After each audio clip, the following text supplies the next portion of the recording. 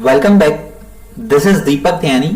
आज की इस वीडियो में हम सीखने वाले हैं कंडीशनल स्टेटमेंट्स इन जावा।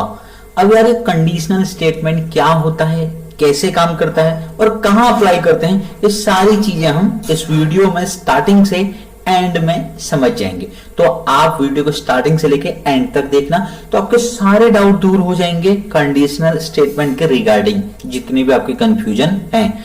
ठीक है, तो कंडीशनल स्टेटमेंट होता क्या है? सिंपल, कंडीशनल स्टेटमेंट होता है जहां पर आपको कंडीशनल बेस्ड प्रॉब्लम मिलती है या जहां पर आपको कंडीशन चेक करनी पड़ती है। जैसे आपको पता करना है नंबर इवन है या ऑड है। अब यहां पर क्या है, कंडीशन लग रही है, क्योंकि सारे नंबर तो इवन नहीं होते और सारे ऑड नहीं होते हैं। सपोज आप कोई वोटिंग सिस्टम वाला कुछ बना रहे हो, तो वहां पर आपको कंडीशनल स्टेटमेंट की नीड है कि जिनकी उम्र 18 से ज्यादा है वो वोट कर सकते हैं, जिनकी कम है वो वोट नहीं कर सकते। This is also conditional part. ठीक है, तो क्या है, कंडीशनल स्टेटमेंट यहां पर यूज हो रहा है। तो देखते हैं कि कितने टाइप के कंडीशनल स्टेटमेंट जावा में होते हैं।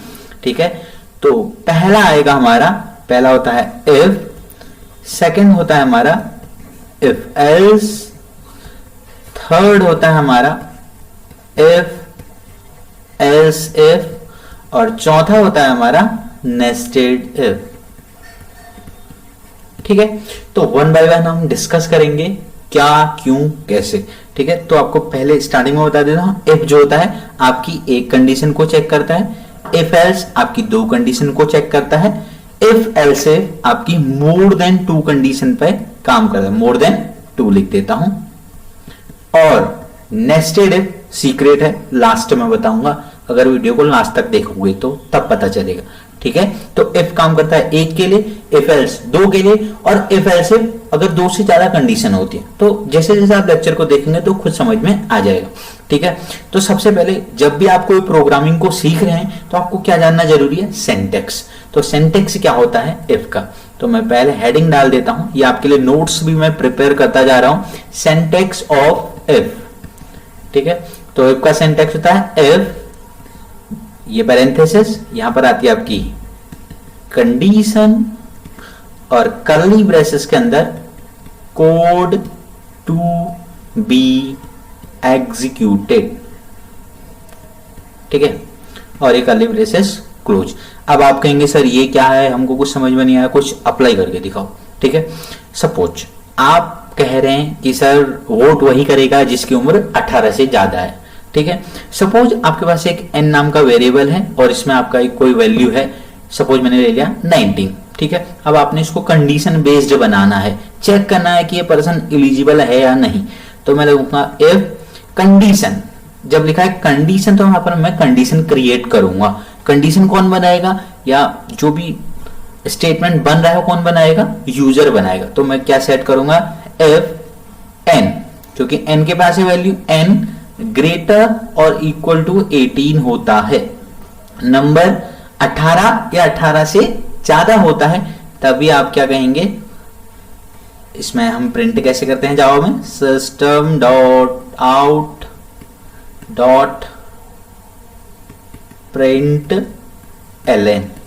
तो आप लिख देंगे यू आर एलिजिबल। ठीक है भाई, तो ये आ गया है यू आर एलिजिबल। तो ये हमने इफ को अपनी कंडीशन के साथ, एग्जाम्पल के साथ देख लिया है कि हम कैसे इंप्लीमेंट कर सकते हैं। अब ये n जो है बाय यूजर भी हो सकता है, और मैंने क्या कर दिया है, प्री डिफाइंड। अब देखो मेरा भी यहां पर ग्रेटर और इक्वल टू 18 आ रहा है, आप कुछ और भी बना सकते हैं क्योंकि सबकी कंडीशन सेम नहीं है। ठीक है, कहीं पर ही आपसे कहा गया है कि भैया ब्लड डोनेट वही करेंगे जिनकी उम्र 25 से ज्यादा है, जिनकी उम्र 30 से ज्यादा है, जिनका वेट इतने से ज्यादा है। तो बहुत सारी कंडीशंस हो सकती हैं, बट आपने क्या समझना है, सिंटैक्स को समझना है, इसकी भावों को समझना है। ठीक है, पर्टिकुलर प्रॉब्लम पर आपने नहीं जाना है। अब हम देखते हैं, अब इससे एक चीज हमको सीखने को ये मिलती है यार, इसमें एक ही कंडीशन चेक हो रही है। मतलब क्या कहना चाह रहे हैं आप, इसमें हो ये रहा है कि अगर पर्सन एलिजिबल नहीं है तो वो कुछ नहीं दिखाता है, इट मींस इग्नोर कर देता है। अगर आपकी यहां पर एज सपोज 16 हो जाती, 16 ग्रेटर और इक्वल टू 18 से नहीं है, क्योंकि 16 18 से बड़ा है, उसके बराबर कहां है, नहीं है, तो ये कंडीशन क्या है भी गलत हो गई है, फॉल्स हो गई। तो इस कंडीशन में क्या करता है आपका सिंगल इफ आपको कोई भी मैसेज डिस्प्ले नहीं कराता है, तो एक बहुत बड़ी प्रॉब्लम है। जैसे सपोज इस बात को कैसे हम समझ सकते हैं, आप एटीएम गए, आपने एटीएम प्रेस किया, अपना पिन डाला और जो भी अमाउंट आप चाहते थे वो डाला। अगर आपके पैसे नहीं आए 5 मिनट तक भी, आप वहीं पर ही खड़े हैं, ठीक है, अब आपको क्या चाहिए, आपको चाहिए एक मैसेज कि यार भाई पैसे क्यों नहीं आ रहे, या तो वो कहे आपके पास पैसा नहीं है, इनसफिशिएंट बैलेंस, या कहे कि आपका पिन गलत है, या कह दे कि आपका कार्ड एक्सपायर हो गया। तो ये सारी चीजें बताए, आप जानना चाहते हैं कि भाई पैसा क्यों नहीं दे रहा है तू, ठीक है। तो यहां पर भी सेम ऐसा ही है कुछ, आप यही चाहते हैं कि मुझे ये बताए कि भाई क्यों नहीं आ रहा है। तो इसलिए हमको अब नीड होती है इफ एल्स की। इफ एल्स क्या करता है, आपकी दो कंडीशन को चेक करता है। तो भैया देख लेते हैं सिंटैक्स। तो राइटिंग मेरी जो ज्यादा कुछ खास है नहीं, सिंटैक्स ऑफ इफ एल्स। देखो इफ मैं छोटा लिख रहा हूं, एल्स भी छोटा लिख रहा हूं, because these are keywords. Keywords क्या होते हैं, रिजर्व वर्ड्स होते हैं, वो सारा मैंने बताया हुआ, देख लेना, ठीक है। सिंटैक्स देखते हैं इफ एल्स का। तो सबसे पहले आप लिखेंगे इफ और इधर ब्रैकेट में लिखेंगे, पैरेंथेसिस भी कहते हैं जिसको टेक्निकली, कंडीशन, कर्ली ब्रेसेस, इधर आप लिखेंगे जो भी आप कोड चलाना चाहते हैं, कोड टू बी एग्जीक्यूटेड, ठीक है, और इधर कर्ली ब्रेसेस क्लोज। इधर आ जाएगा आपका एल्स और आपका आ जाएगा कोड टू बी एग्जीक्यूटेड, ठीक है। तो इफ एल्स को अब कैसे हम अप्लाई करेंगे, ठीक है। तो अप्लाई करके दिखाता हूं वही पुराने वाले क्वेश्चन के साथ, ठीक है। पुराने वाले क्वेश्चन में मैंने क्या किया हुआ था, मैंने ली थी n इक्वल टू 19 लिया था शायद, ठीक है। सिंटैक्स क्या है, इफ कंडीशन डालता हूं, इफ n ग्रेटर और इक्वल टू 18 होता है, कर्ली ब्रेसेस यहां लिखूं या यहां पर लिखूं कुछ फर्क नहीं पड़ता है, तो फिर मैं लिख देता हूं system dot out dot print ln you are eligible, ठीक है। ये हो गया इफ। अगर इफ ना हो, यदि ऐसा ना हो तो क्या हो, तो वो भी तो बताना जरूरी है। तो हम लिखेंगे एल्स, एल्स कर्ली ब्रेसेस और आप लिखेंगे system dot out dot print ln you are not eligible, ठीक है। Okay, how it is work, ये ज्यादा इंपॉर्टेंट पार्ट है हमारा।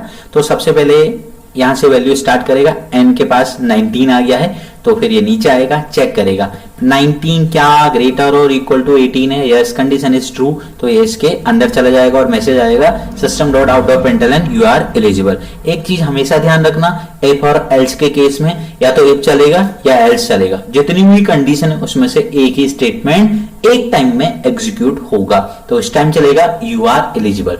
इफ आपकी n की वैल्यू क्या है, 15 है, सपोज आपकी n की वैल्यू क्या है, 15 है, तो सबसे पहले इफ को चेक करेगा, क्या 15 ग्रेटर और इक्वल टू 18 है, यस ऐसा नहीं है, कंडीशन फॉल्स है। इस कंडीशन में आपका जो इफ है ये आगे सेंड हो जाएगा, अब आ जाएगा ये एल्स के पास, एल्स के पास आया तो system dot out dot println you are not eligible. अब आप एक बात सोच रहे होंगे कि सर ने एल्स में कंडीशन क्यों चेक नहीं करी, और सिंटैक्स को भी आप देखेंगे, सिंटैक्स में भी एल्स में कोई कंडीशन नहीं है। आपने कॉइन देखा होगा, सभी ने देखा होगा डेफिनेटली।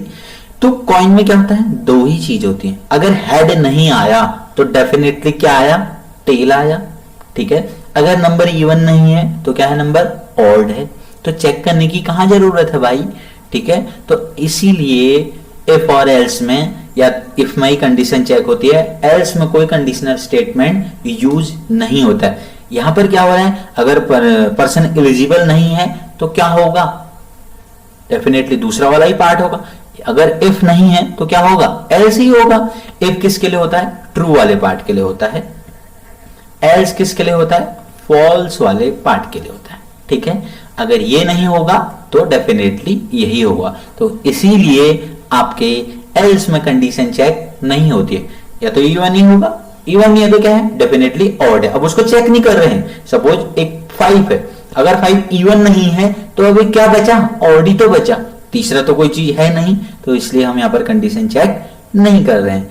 आप समझ गए होंगे इस बात को।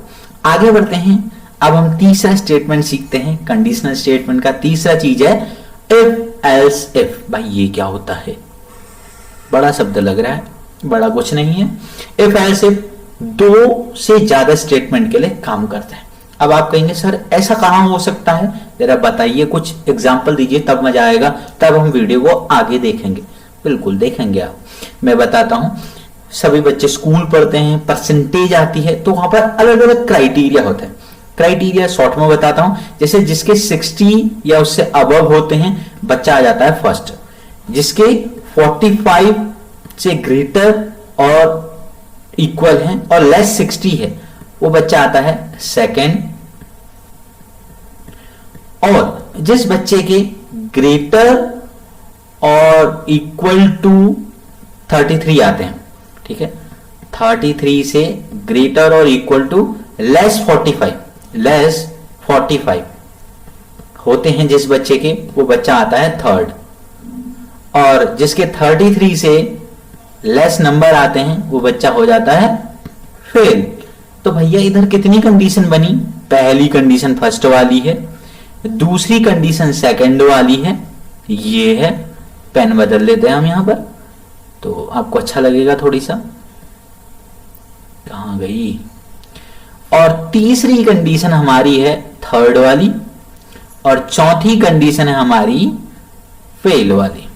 तो भैया यहां पर तो ये समझ में नहीं आ रहा है कि इफ और एल्स में कैसे सेट होगा, तो इसीलिए इसी परेशानी को सॉल्व करने के लिए मार्केट में आया इफ एल्स इफ।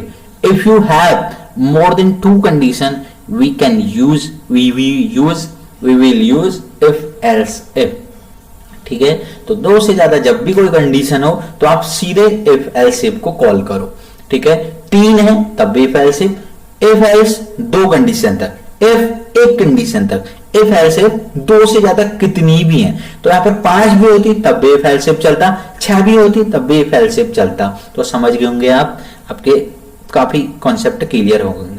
तो भाई अब हम चलते हैं इसके सिंटैक्स की तरफ, जो इसका सबसे इंपॉर्टेंट पार्ट है, syntax of if else if. Pen भी बदलते रहते हैं कलर जब हमें बस फ्री की पेन है तो, ठीक है। तो हम लिखते हैं इफ, इधर हम लिखेंगे condition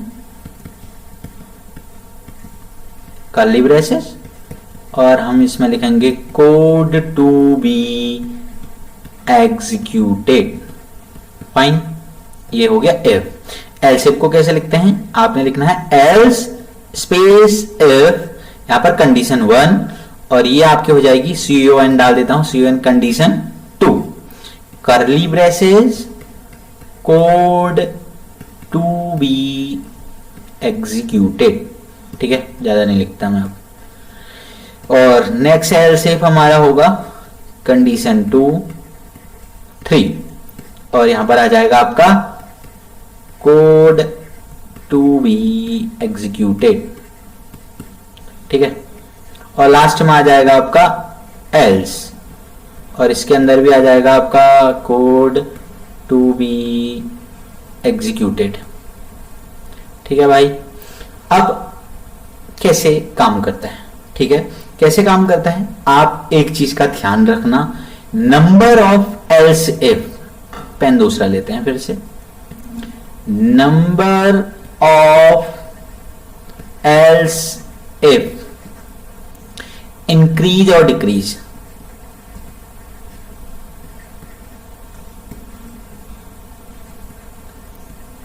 number of else if increase और डिक्रीज, इस बात का क्या मतलब है, तो इस बात का मतलब ये है, सपोज आपके पास 5 कंडीशन है, तो आप क्या रखेंगे, पहली वाली कंडीशन को इफ में रखेंगे, दूसरी वाली को यहां पर रखेंगे, तीसरी वाली को आप यहां पर रख लेंगे एल शेप में, और चौथी के लिए एक एल शेप बना देंगे यहां पर, ठीक है, और पांचवी बाय डिफॉल्ट एल्स में चली जाएगी। तो जो नंबर ऑफ एल शेप है ना, ये कम या ज्यादा हो सकते हैं, ये डिपेंड करता है यूजर की प्रॉब्लम में, ठीक है। तो यूजर की जो भी प्रॉब्लम होगी उस पर डिपेंड करेगा। देखो मैं इसको क्या करूंगा, अभी मैं 3 कंडीशन वाला क्वेश्चन बना के दिखाता हूं, ठीक है। क्वेश्चन ये है कि चेक करना है, check whether the number is positive, negative और इक्वल 0। ध्यान से, check whether the number is positive, negative और इक्वल 0। मैं ज्यादा लिख नहीं रहा हूं, समझाने पर ज्यादा ध्यान दे रहा हूं, ठीक है। नंबर चेक करना है, पॉजिटिव है, नेगेटिव है और इक्वल 0। आप सभी समझदार हो, आपको पता होगा कि पॉजिटिव क्या होता है, नेगेटिव क्या होता है और इक्वल 0 क्या होता है। बता देता हूं, जो नंबर 0 से बड़े होते हैं वो पॉजिटिव, जो 0 से छोटे होते हैं वो नेगेटिव, और जो 0 के बराबर होते हैं वो इक्वल 0। ठीक है, क्लियर हो गया होगा। तो कितनी कंडीशन बनी, condition first, condition second, condition third equal 0 के। ठीक है, तो क्या लगेगा, इफ एल्स इफ।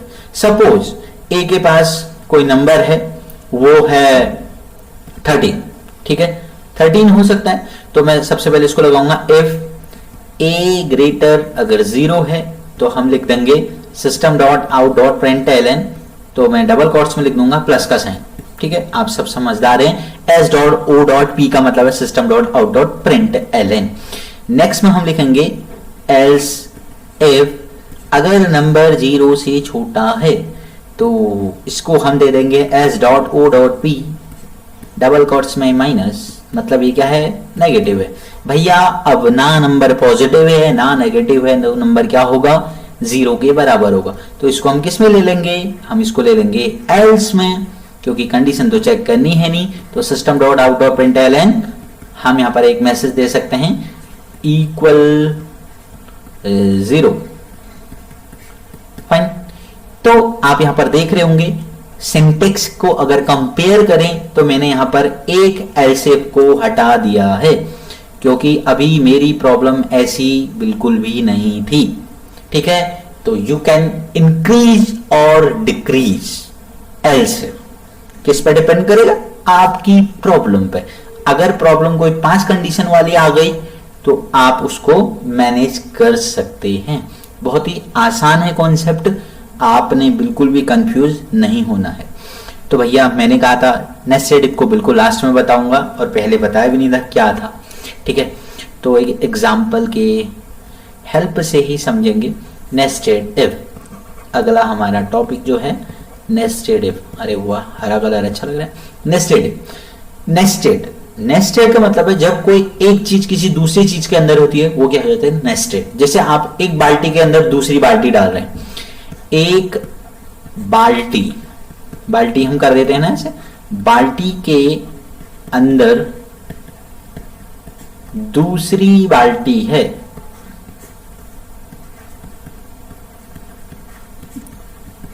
क्या है ये, नेस्टेड इफ है।